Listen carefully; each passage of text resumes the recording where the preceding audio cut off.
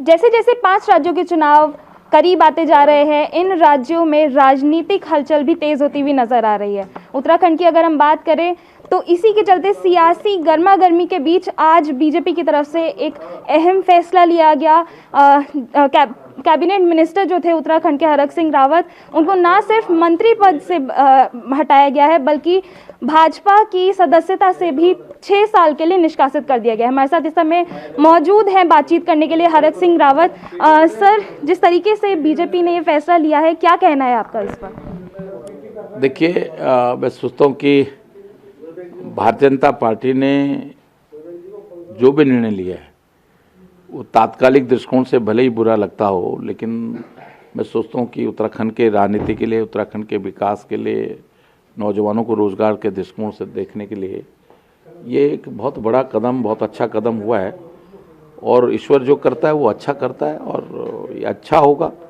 हर बुराई में अच्छाई ढूंढनी चाहिए और मैं भी उसको उसी रूप में देख रहा हूँ, क्योंकि मेरा कोई इरादा नहीं था। इनसे न जाने कहाँ चूक हो गई। ये ठीक है, विकास के मुद्दों पे भाई लोकतंत्र है, पार्टी में हम बात करते हैं, मांगे मनवाते हैं, नाराज़गी व्यक्त करते हैं, लेकिन वो वहीं तक था। मैंने कांग्रेस के बहुत नेताओं के, गोदयाल जी, प्रीतम सिंह जी, बहुत लोगों के फ़ोन मुझे पिछले कई दिनों से आ रहे थे, लेकिन इसके बावजूद मैं उनसे बहुत साफ कह देता था भाई मेरा कोई विचार नहीं। लेकिन अचानक मैं दिल्ली तो अमित शाह जी से मिलने के लिए, मैं दिल्ली मिलने के लिए प्रहलाद जोशी से मिलने के लिए आया था और उन्होंने बुलाया था मुझे, लेकिन अचानक जब तक मैं दिल्ली पहुंचा तो इन्होंने निर्णय ले लिया। तो अब उसमें मैं क्या कर सकता हूँ? ठीक है, जो जो जो हुआ अच्छा हुआ। सर, लेकिन उत्तराखंड के जो मुख्यमंत्री हैं पुष्कर धामी जी, उनकी तरफ से ये आरोप लगाया गया है कि आप अपने परिवार के लिए भी टिकट मांग रहे थे, जो कि बीजेपी के रूल के अगेंस्ट है। देखिए, ये वो सफ़ेद झूठ बोल रहे हैं। अपने गुनाह को, अपने पाप को, अपनी गलती को छिपाने की कोशिश कर रहे हैं। सही मायने में मेरी इस तरह कोई बात नहीं हुई थी। मैंने तो इनसे कहा था मुझे मैं चुनाव नहीं लड़ता हूं, और इन्होंने कहा नहीं आपको चुनाव लड़ना है। तो मैंने ये कहा था कि बहू अगर मेरे को नहीं मैं बहुत इंटरेस्टेड नहीं हूँ चुनाव लड़ने के लिए, अगर बहू ने वहाँ अच्छा काम किया है तो आप एक बार देख लो। इतनी बात हुई थी, इसके अलावा कोई बात ही नहीं हुई थी ना। इन्होंने हाँ भी इन्होंने कहा था हम बात करेंगे, और कल मैसेज भी भेजा मेरे को कि आपको इस प्रस्ताव पर विचार किया जा रहा है। अब क्योंकि इन्होंने वो जो मीडिया में, सोशल मीडिया में गलत खबर चली, उसको आधार बनाकर इन्होंने मुझे निकाल दिया, तो अब ये उसको छिपाने के लिए बार बात कर रहे हैं। सर, लेकिन ये तो भाजपा का विचार हुआ। अगर हम आपके विचारों की बात करें तो क्या आप कांग्रेस में शामिल होने का कुछ सोच रहे हैं? देखिए, मेरी अभी किसी से कोई बात नहीं हुई है, लेकिन अब मैं बातचीत करूंगा। गणेश गोदयाल जी, प्रीतम सिंह जी, सभी लोगों ने मुझसे बातचीत की थी पहले भी, और अब मैं बातचीत करूंगा और देखते हैं क्या अच्छा हो सकता है।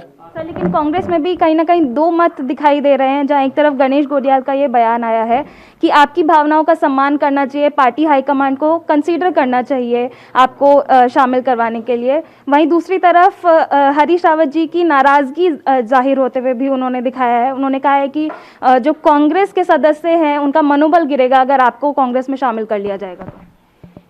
अब मुझे नहीं मालूम कि मैं, देखिए इस विषय में मेरी कोई बात नहीं हुई है।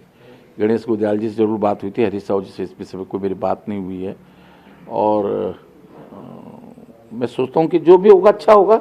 मैं अब क्या कह सकता हूँ? देखिए, हरीश रावत जी क्या कह रहे हैं, गोदयाल जी क्या कह रहे हैं। देखिए, पहले गोदयाल जी ने मुझसे कई बार फ़ोन करके कहा, तो मैंने उनकी बात को मन टाल दिया। मैंने कहा वैसे मेरा छोटा भाई जैसा है कि मेरा कोई इरादा नहीं है। प्रीतम सिंह जी ने भी कहा, तो मैंने कहा मेरा कोई इरादा नहीं है। लेकिन अब ठीक है, अब देखते हैं कि क्या बेहतर से बेहतर हो सकता है, अच्छा से अच्छा हो सकता है। लेकिन हरीश रावत जी की तो एक शर्त थी जो उन्होंने बहुत पहले रखी थी कि जब तक आप सार्वजनिक रूप से माफ़ी नहीं मांगते तब तक आपको कांग्रेस में शामिल नहीं किया जाएगा। नहीं, अब अब इससे बड़ी अब प्रदेश के हित में हम काम कर रहे हैं, इससे बड़ा अच्छा क्या हो सकता है। सर लेकिन अगर हम बात करें जो मुद्दा था, आप जैसे खुद भी कह रहे हैं कि आपकी जो बहू हैं उन्होंने अच्छा काम किया है, उनको टिकट दिया जाना चाहिए। वो जो रूल है वन फैमिली वन टिकट का, वो कहीं ना कहीं कांग्रेस में भी है, तो ये डिमांड आप किस तरीके से रखेंगे कांग्रेस पार्टी में? देखिए, मैं भारतीय जनता पार्टी में भी कई 2 टिकट मांग नहीं रहे थे। जो ये सारी चर्चाएं हो रही हैं, ये सब मैं सोचता हूँ कि बिल्कुल बेकार है और नदारत है। ये मैं सोचता हूँ कि इसका कोई सिर पैर नहीं है। लेकिन आप कांग्रेस से बातचीत करने के लिए तैयार हैं? जी जी, बिल्कुल बातचीत करेंगे। बहुत बहुत धन्यवाद। हमारे साथ मौजूद थे हरीश सिंह रावत जी, जिनका यह कहना है कि वो कांग्रेस पार्टी से बातचीत करने के लिए तैयार है, लेकिन अब पार्टी हाईकमान के ऊपर डिपेंड करता है कि अंत में वो क्या फैसला लेती है। कैमरामैन सरजे के साथ मैं न्यामिका सिंह, दिल्ली से, ईटीवी भारत के लिए।